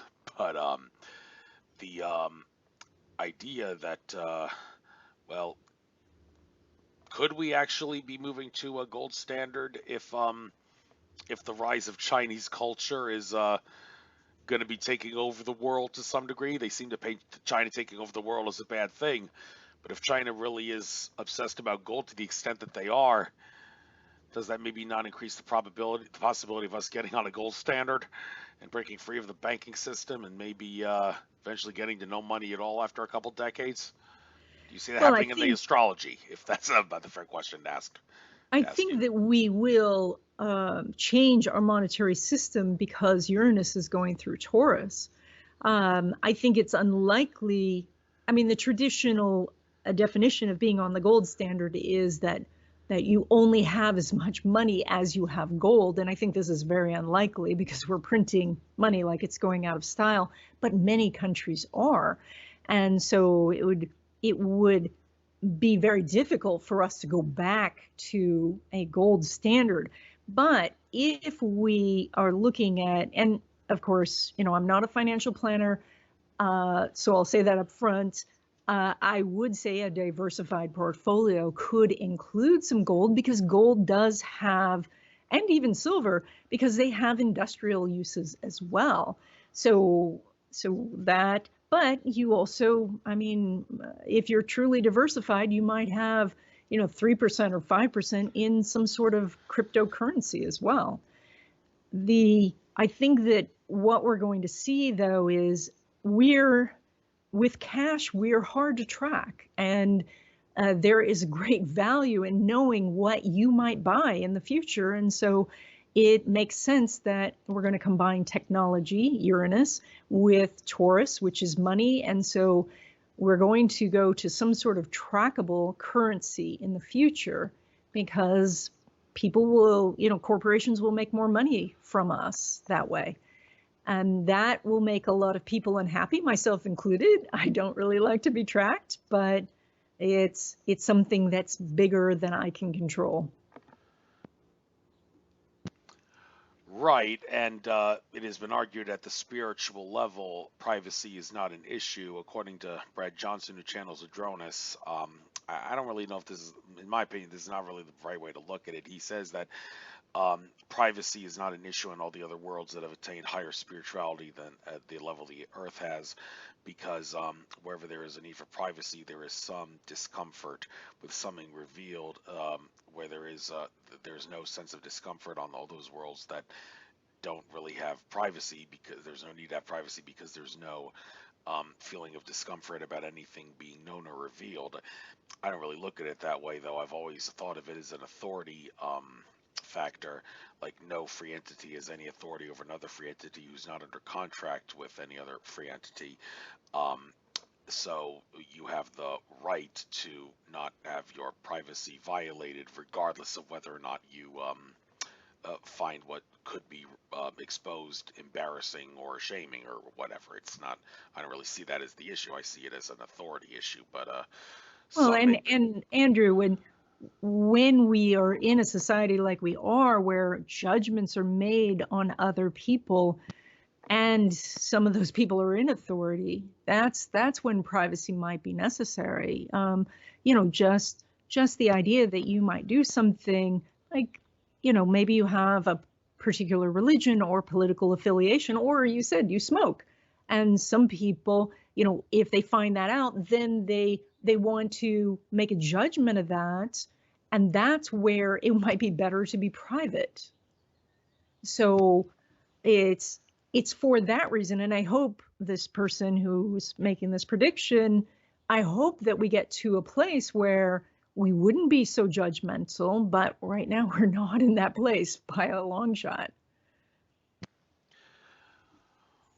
Well, I have gotten over the fear of what other people think about me for a while, so it's not really a concern to me. And since I mentioned that, another guy who's very prominent for getting over that fear, the great orator of our time, David Icke, gave 2030 as a year where he sees the technology of humanity and the humanity's technology merging with humanity into basically a singularity type level. But he, even though he always seems to talk about negative stuff, more so than I think is probably healthy at this point, he does seem to think that it's going to be of a positive nature in 2030, the timeline that we're on. So we're going to be able to merge man with machines in a positive way, like the droids did with the humans in the Star Wars universe. And he says that's around 2030. Interesting how that's around the same time the Terminator from the Terminator movies went back in time from the year 2029 it was to 1984 to kill Sarah Connor, but that was a negative timeline when the machines took over in those movies.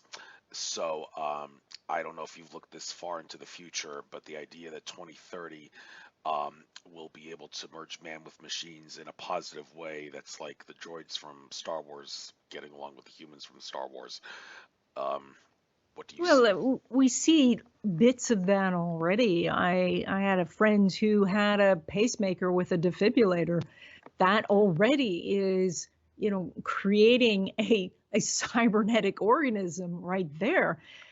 I think that going forward, there's great and wondrous things, and there's also, though, if we are not empathetic and aware of social conditions, we could leave a lot of people behind, and that's the concern. Is how, are we lifting all of humanity or just a small portion? And so, but I really think that you're doing the work that you need to do by getting this message out. I think that's wonderful. Thank you. Glad you think it's wonderful, and I also think your YouTube channel banner looks pretty wonderful with the candles and all. You like working with candles, I would assume. And well, uh, what kind of candles do you recommend? I was buying Yankee candles and Chesapeake Bay Company candles, which headquarters for Chesapeake Candle is actually on Yankee Candle Way. So makes me wonder if the Yankee Candle Company owns the Chesapeake Bay Company. But I've heard from people like Daniel Teague, among others, that those candles, the Western candles, they're toxic. But even if they're toxic, I mean, they are cheaper, so it helps from that standpoint. And I do have an air purifier in my home, so I like to think that I can kind of counter the toxicity of a Yankee candle instead of a more expensive candle that you find in a metaphysical shop by keeping the air purifier going. And I mean, candle's a candle, isn't it? I mean, it's still going to be able to get me into the other side, the spiritual realm, communicate with that realm just as good as a metaphysical shop candlewood, or is actually the Yankee Candle, because it's more toxic with its chemicals and cheaper, not really worth using for metaphysical qualities and practices. Anything you have to say about this? I really like candles, but I know they're not for everyone. The If we look back in our history, only in the last 100 years have we not had candles in our life every single day. Before that, candles were just an integral part, not just of daily living, but also, for prayer or church or things like that. The candle, the energy of a candle is to gain your focus, because when something's on fire in your house, you pay attention to it. And so hopefully you do. And so this is this idea that, for the moment when you're lighting the candle, you are in harmony with what it is that you are wishing for. And that's why I think it's important. If you're a person who doesn't like candles, if you feel uncomfortable by them, there are other ways to gain that focus where you are sending your message to the universe loud and clear. And that could be through meditation or chanting or dance or something. But I like candles. And so when it comes to candles, then I think people should, burn what they like. Yes, it's, if you burn a lot of candles in a closed area, it's using up all the oxygen. I live out in California where I can keep the windows and doors open all year long, so I don't have a problem with that. You have the air purifier. I think that helps. But remember, throughout history, people burned candles and they burned fires in their house. They burned oil lamps and things like that. So, as a species, we're used to this. And so, yeah, and if you could find natural candles, palm wax and soy wax and all of these other things, they are healthier. That's great. And even if you can't, I still like candles. Awesome. So looking at some of your other popular videos here, I've got your YouTube videos lined up from most popular to least popular. I figure that's the best way to line up to figure which topics people like the most.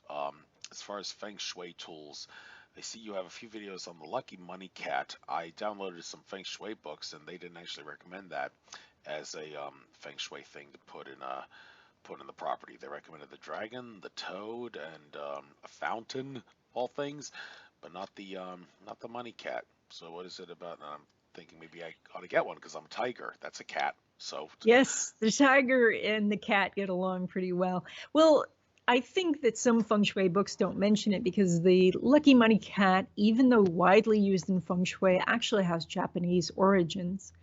So the original story was that there was this priest, and he was quite poor, and his job was to maintain a temple out in the woods. And so every day he would sweep and clean and all of that, but very few people came to visit the temple to give offerings or to give him any help. So one day a little cat comes along, and he decides that he will feed the cat with his very meager rations. So the cat stayed. Then years go by, and one day this nobleman is passing from one town to the next through the forest, and there's this great storm. So he gets off of his horse and he takes shelter under a tree, and he can see the temple in the flashes of light. And this little cat comes out and sits on the porch of the temple, and then sits up on its haunches and seems to be waving at the nobleman. And the nobleman's amazed, so he leaves the shelter of the tree to go see the cat. And then lightning strikes the tree, and the nobleman realizes the cat has saved his life. And so then he gives his money to the temple and to the priest to take care of the temple and the little cat. And so this becomes the Lucky Money Cat. And so the Lucky Money Cat is waving money into your life, into your place. And so you place him where he can be seen from the front door. He doesn't need to be near the front door, but just when you open your front door, you should be able to see him. Or if you place him in your home office, then you would see him from the door into the office. And he might have his right hand raised, he might have his left hand raised. It doesn't matter. There's lots of arguments online about which is which, but both of them work. He might have a waving arm. That's very popular now. When I started doing Feng Shui, they were just little banks, and then you would feed him with coins. Now they come solar powered with a waving arm and all of that. But just find one that you like, find one that's cute. And of course, going back to that gold topic, if he's gold color, he's going to attract more money. All right. You also have something here about Bagua. Now, as well, Bagua, is that not just the mirror, but also the shape? Is a Bagua mirror called a Bagua mirror because it's shaped like what a Bagua is? Maybe you can help make sense of that. And I was actually in a little bit of a tight spot when I bought my Bagua mirrors off Amazon.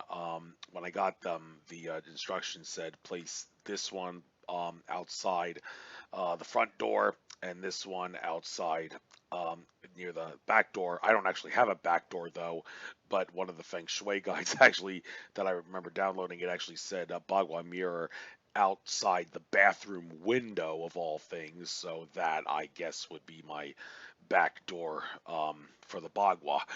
A lot of confusion though on how Bagua works and also why they have to be outside and not inside, and does the name come from that shape of sorts? Because the shape, it looks like it's an octagon, isn't it?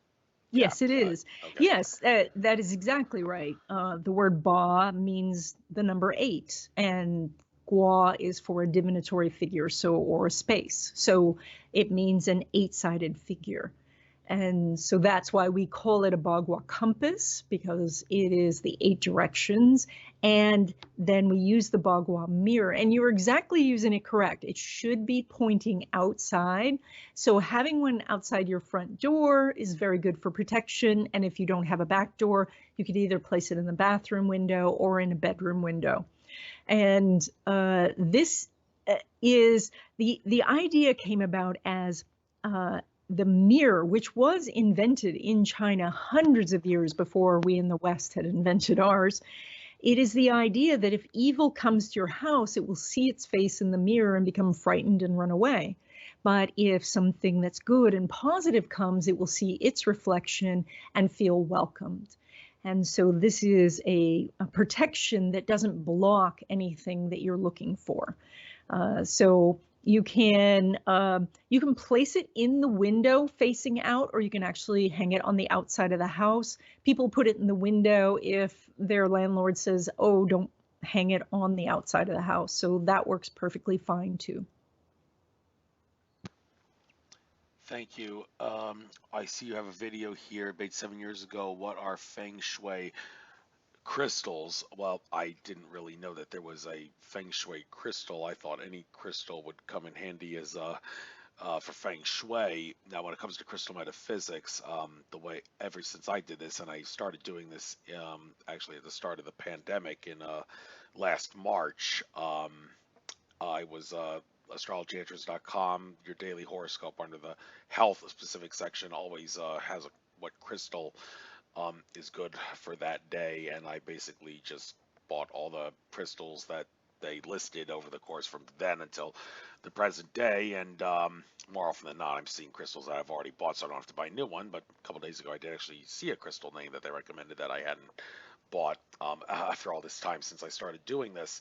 But the thing about putting crystals around the property, this kind of also makes you wonder if the same thing is true with like the coin frog, where you mentioned that it should be facing the front door, and while we were doing the show, I did actually move it.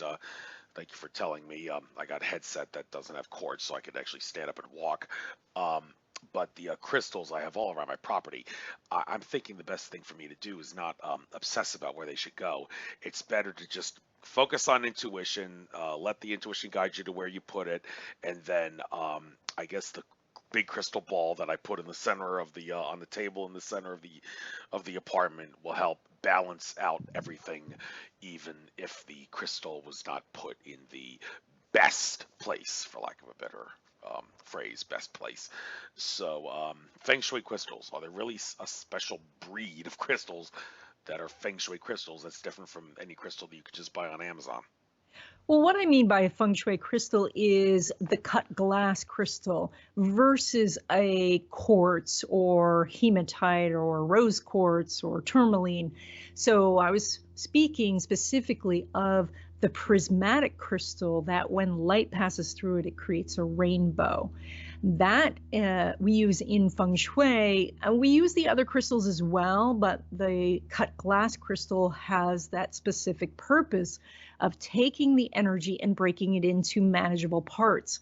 So things like, it looks like a little maybe disco ball, or you see them in a chandelier or things like that, but you can hang these types of crystals to help you attract energy to a location in the house, such as if you felt like you weren't working enough, you could hang one over your desk, or if you have a long dark hallway and you need to, your exercise room is at the end of that hallway, you can hang the crystal there to draw your energy down to the exercise room. Now, the crystals around your property, though, may be more like the quartz or, some other actual mineral.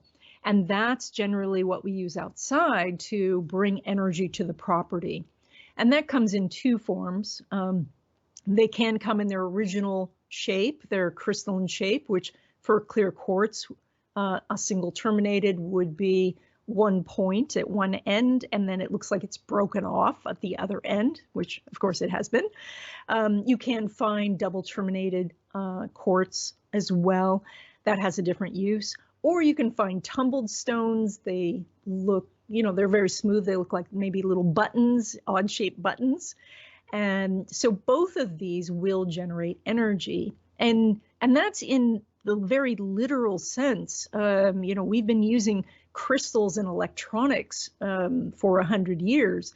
Even my grandmother, she built her own radio using a crystal that she wrapped a wire around, and then she touched the end of the wire to the battery or to the crystal. Actually, this is 100 years ago, so it's probably a crystal. But she could hear the ball game. And so crystals already we know generate energy. And of course, there are people who know about past civilizations and how they used crystals. Their use was extensive. So all of that rambling was to say that the cut glass crystal is what I'm referring to as a feng shui crystal. Thank you for clarifying that. All right, we got time, I guess, for one more question, maybe two. Feng Shui regarding plants.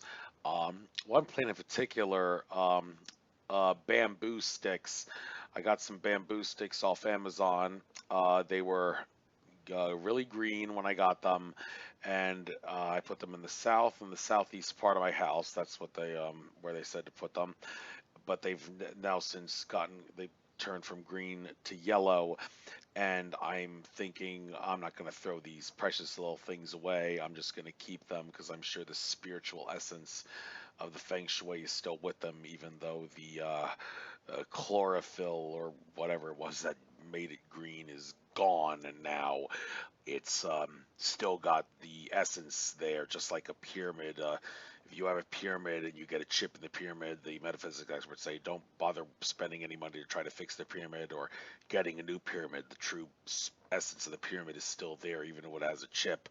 I'm thinking maybe the same thing may be true with the bamboo sticks that I got for Feng Shui purposes. So anything to comment on that, and also any plants in general that are really good, and what is it about the south and the southeast that seems so special in regards to placing things in your house, because that seems to come up the most when it comes to wealth things and whatnot. Well, I'll kind of take this in reverse order. The reason that south is so important in Feng Shui is that everything of consequence in China was to the south, all the big cities, the ports, and things like that. So much so that when you see a map in China, south is up. It is at the top of the page. And so south is the best direction.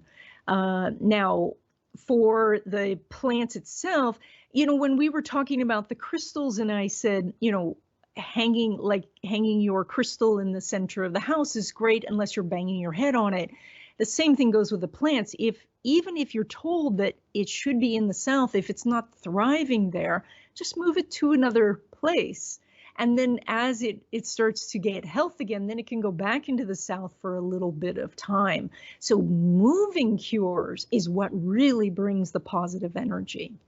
Now, the bamboo is considered very lucky because it has so many uses. It grows very fast. It can be used medicinally. It can be used as food. It can be used as building materials. So it represents this universal abundance.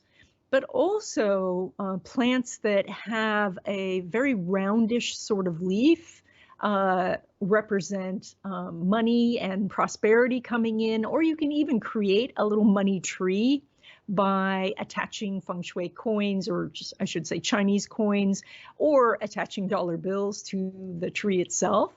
So you can create a little money bush.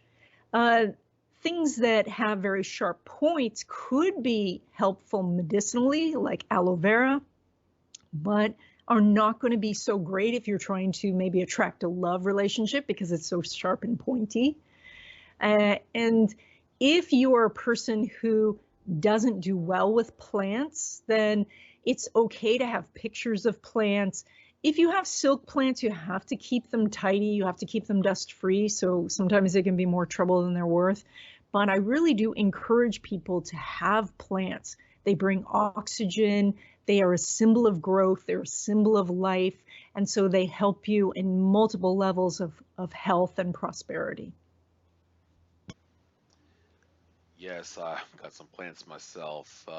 My spider plants just started to bloom some flowers, and I got a lot of cactuses because that's what they say Aries is good for in Western astrology. The Aries, good with the cactus. So and I also make a lot of trips to Arizona, it seems, for conferences. So it seems to match there. So, we've reached the 2-hour mark almost, and I think it may be best for me to bring this interview to a close. Like I mentioned earlier, doing 2-hour shows kind of cost me the chance at a very big audience because humans have lousy attention spans. But try to get information out, and folks, this interview will be, to those who subscribe on Patreon, not that anyone has, but if you do, you get early access to this. Otherwise, wait 2 to 3 weeks to get it on YouTube for everybody. And I really, really do not want to have to make my shows pay-per-view 50% wise. That would really suck. So folks, give me some incentive to keep the whole interview on the air for everybody, and pay me on Patreon so you'll be able to get early access to it. Some of this information may be better heard sooner rather than later. And I also upload all my interviews to Cost.tv, which is a blockchain channel. I'd actually prefer people listen to that rather than YouTube. Listen to YouTube for 15 seconds just for the sake of giving me a view credit, and then go to Cost.tv. I will provide the link in the description. When it's uploaded, there's going to be a little delay of sorts, so it may not be right away, but 2 hours after the YouTube interview is up, the Costa.tv interview should be up as well, and I'll get that in the description. So listen on Costa.tv instead of YouTube to help me monetize on blockchain. Money doesn't come easy in this day and age with the way things are going. So hopefully it'll end in the near future if all this stuff about Pluto and Capricorn maybe signaling the end of the bankers controlling the world is really true. It seems to be written in the stars. People like Joseph P. Anthony and you to some degree in this program mentioned some good things could be happening regarding that, and I hope that's the case. So everybody, enjoy the year of the ox, and before you close us out, I guess might as well give your contact info and your websites and all that. So before because you got several. Thank you. Thank you. Yes, people, I would love it if you visit my YouTube channel and you just put in Donna Stellhorn and you can find it. Also, my main website is fengshuiforum.com. And between those two, you'll find my email, and I would love to hear from you if you have any questions or comments. Awesome. Thank you very much, Donna. Fascinating interview. Learned a few things myself. Take care. Enjoy the rest of the year of the Metalox. Thank you so much. It was wonderful. Namaste. Bye-bye.